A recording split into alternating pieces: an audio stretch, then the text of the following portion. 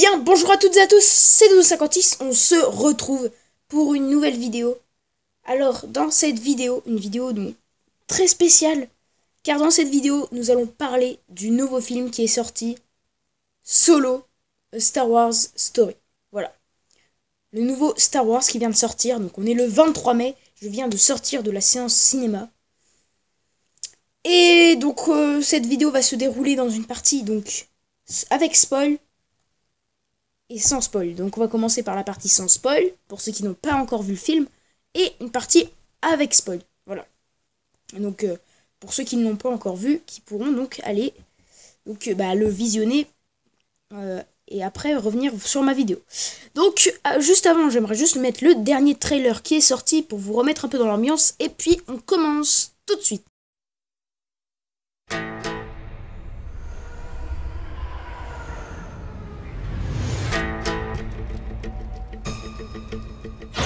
Après quoi tu cours? La vengeance? L'argent? Ou est-ce que c'est autre chose? T'es beau, tu t'habilles toujours aussi mal, mais t'as l'air en forme. On m'a parlé d'un boulot. Un gros bonnet qui veut que je monte une équipe. Je suis pas qu'un chauffeur. Je suis aussi un pilote. Ça faisait longtemps que j'attendais une occasion comme celle-là. Qu'est-ce que t'en dis? N'importe quoi. Tu sais où trouver un vaisseau? Ouais, je connais quelqu'un. C'est le roi de la contrebande. On m'a raconté une histoire à ton sujet. Je me demandais si c'était vrai. Toutes les histoires qu'on raconte à mon sujet sont vraies. L3! Lâche la tête du monsieur. C'est qui cela? Si tu viens avec nous, t'as une grande carrière devant toi. Sois gentil, attache-toi mon grand. Et voilà! Si je peux te donner un conseil, pars du principe que tout le monde te trahira. Et tu seras jamais déçu. Je sais pas pourquoi, mais je le sens bien. Depuis quand tu sais piloter? T'as 190 ans? Tu les fais pas? Vas-y!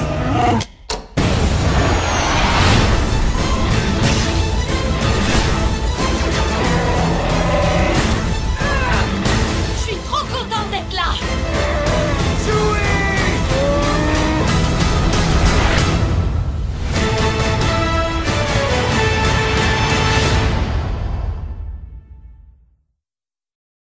Voilà. Donc nous allons commencer tout de suite avec la partie sans spoil, bien sûr.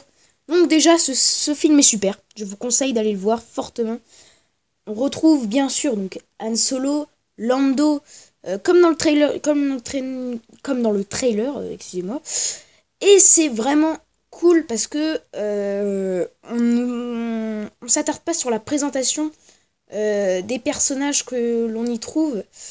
Parce que c'est vrai que quand on voyait le trailer, on voyait beaucoup de personnages qui se rajoutaient.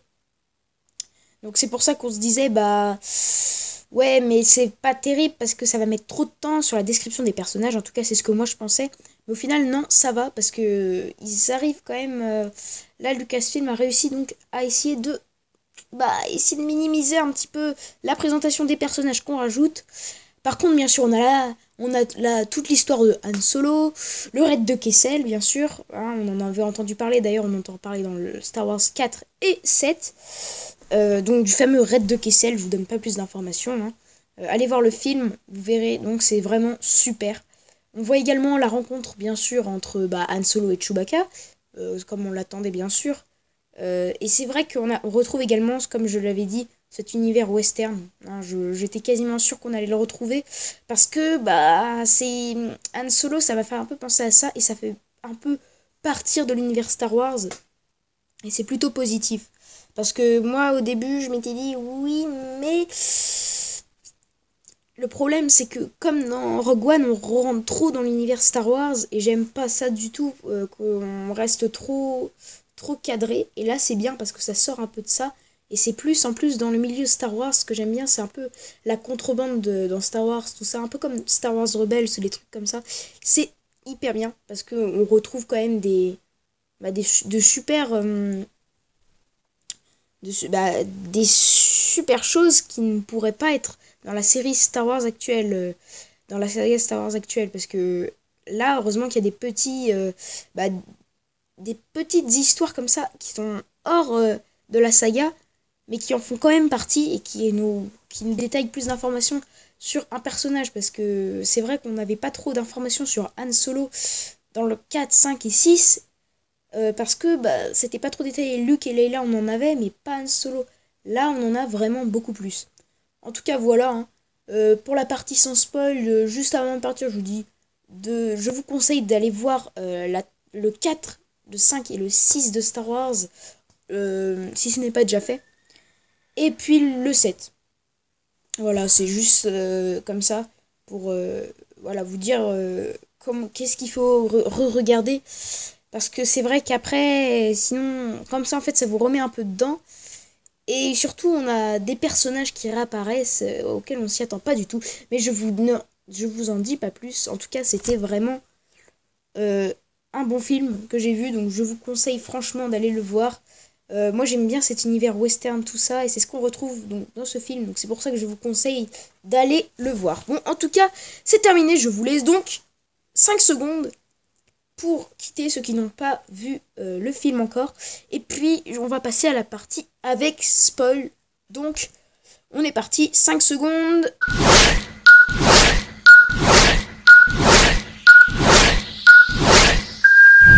Donc, voilà, c'est bon, on peut commencer réellement la vidéo.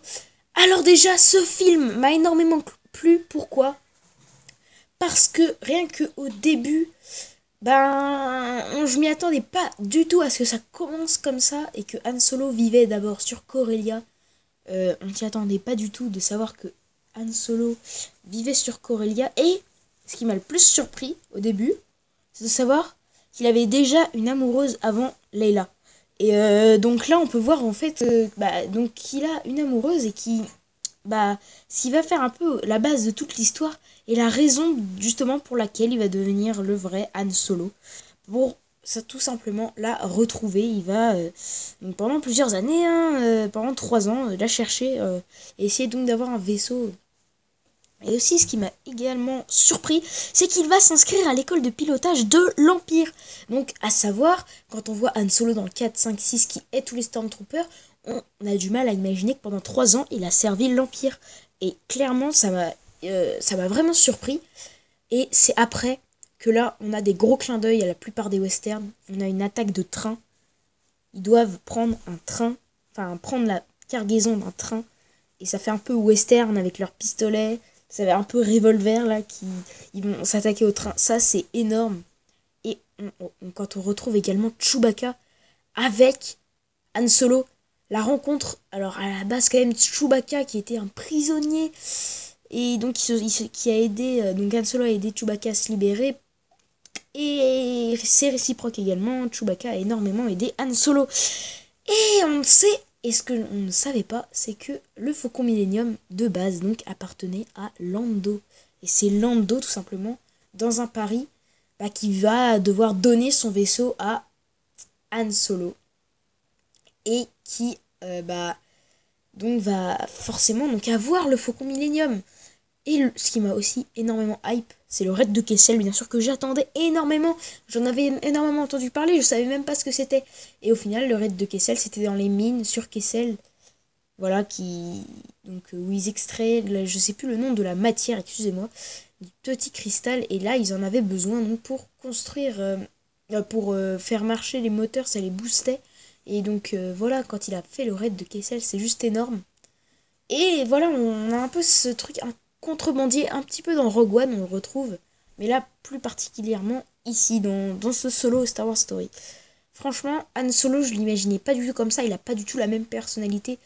On voit plus qu'il est enfantin dans celui-là, on le voit plus un peu imprudent, même s'il a toujours gardé un peu cet état d'esprit dans la suite, mais il est un peu différent.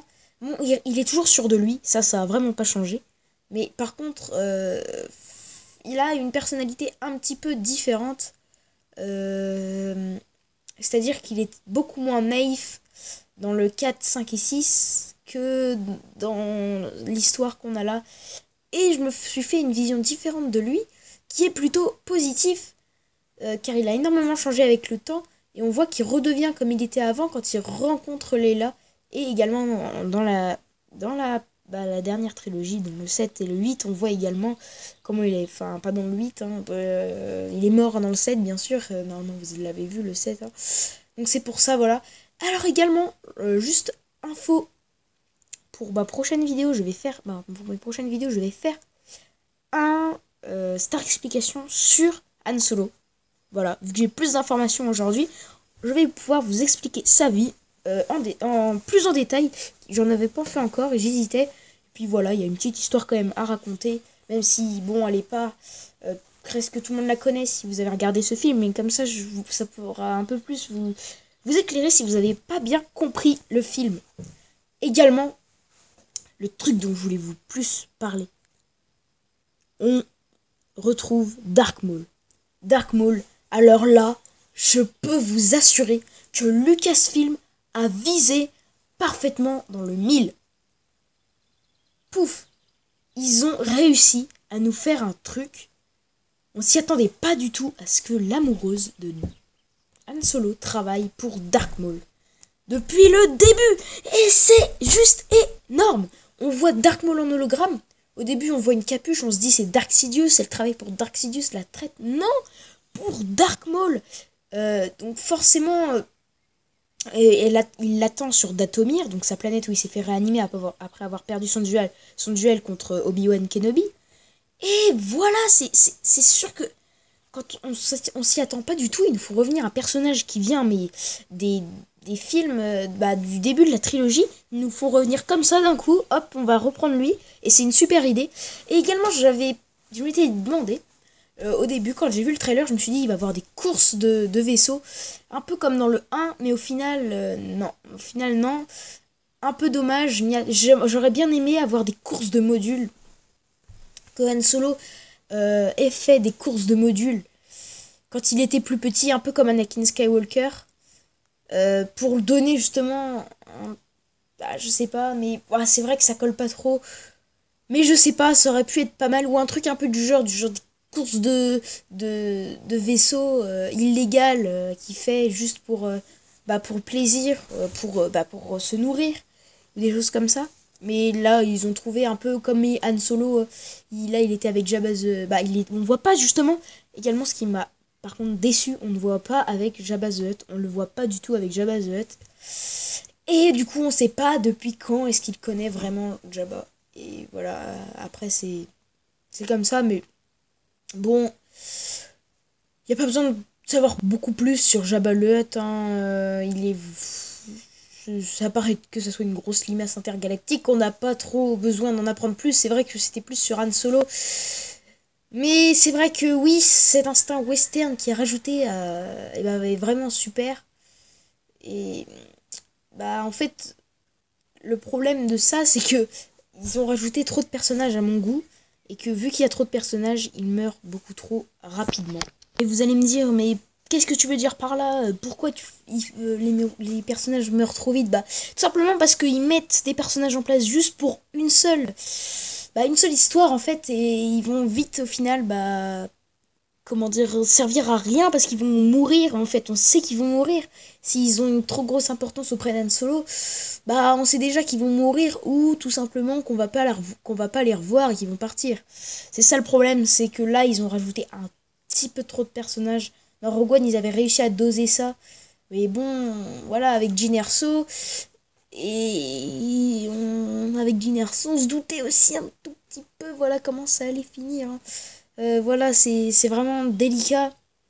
Ils ont rajouté un tout petit peu trop de personnages. Voilà, si j'avais un conseil à donner, c'était juste ça. Parce que, autrement, c'est plutôt des critiques positives que j'ai données parce que je l'ai trouvé super. Après, personnellement, il aurait pu être mieux, mais il est vraiment bien. Bon, mon préféré reste le Star Wars 8, bien sûr. Mais celui-là est vraiment pas mal aussi. avec un peu cet univers western, mais qui n'est pas assez approfondi pour vraiment être un univers western, et qui est plus là, voilà, pour agrandir un peu l'univers Star Wars, mais on entend pas mal, on a des clins d'œil, par exemple, on entend parler de Bossk, voilà, Bossk, un chasseur de primes, très connu, qu'on voit dans Star Wars Rebels, et dans l'épisode 5 de Star Wars, c'est un reptilien, je sais plus comment ça s'appelle, en tout cas, j'ai lu en plus les livres de Star Wars Rebels, et je me souviens plus du nom de son espèce, mais en tout cas, c'est vraiment un bon chasseur de primes. Et c'est donc dans cet univers-là que grandit Han Solo, donc c'est pour ça qu'il connaît pas mal de chasseurs de primes. Et on voit, il travaille pour ci, il travaille pour ça, avec des affaires, il joue au jeu de chance, enfin, un peu comme on le connaît, et on sait d'où ça vient tout ça, donc c'est pour ça, voilà, que je dis ça, et c'est vraiment cool en tout cas. Donc ce film, en tout cas en globalité, il m'a plu, franchement il m'a plu, voilà. Donc je suis certainement un des premiers donc à sortir ce type de vidéo, parce qu'on est le 23 mai et c'était aujourd'hui qu'est sorti donc Star Wars Star Wars Story. Donc en France, je dois être un des premiers à faire donc cette vidéo identification. Même certains youtubeurs Star Wars le font généralement 2-3 jours après la sortie pour être sûr que tout le monde les regarde, mais moi je me suis dit autant y faire maintenant, comme ça pour mes abonnés ça sera plus simple. Ils pourront chacun s'adapter et revenir sur la vidéo après. Enfin bref. En tout cas, les amis, j'espère que cette vidéo vous aura plu. Donc cette vidéo de Solo Star Wars Story. Voilà, juste avant de partir, je tenais juste à dire que il y avait plein de petits clins d'œil dans ce film que l'on peut retrouver. Notamment avec donc le droïde de Lando. Je sais plus son nom.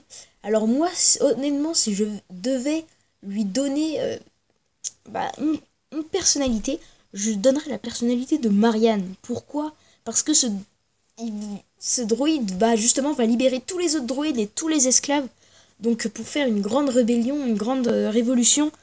Et je trouve ça plutôt sympa comme clin d'œil. Enfin, je sais pas si c'est vraiment un clin d'œil, mais pour moi, c'en est un.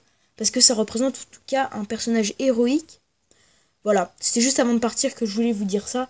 Et puis on retrouve également d'autres Wookiees comme Chewbacca.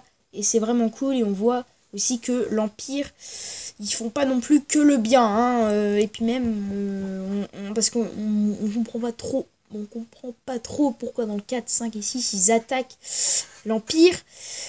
On comprend bien que c'est censé être les méchants, mais pourquoi, on sait pas. Et là, on comprend mieux que c'est parce qu'ils ont des esclaves et des choses comme ça. Bon, en tout cas, les amis, j'espère que cette vidéo vous aura plu. C'était 1256. Je vous dis ciao, à la prochaine. Ciao.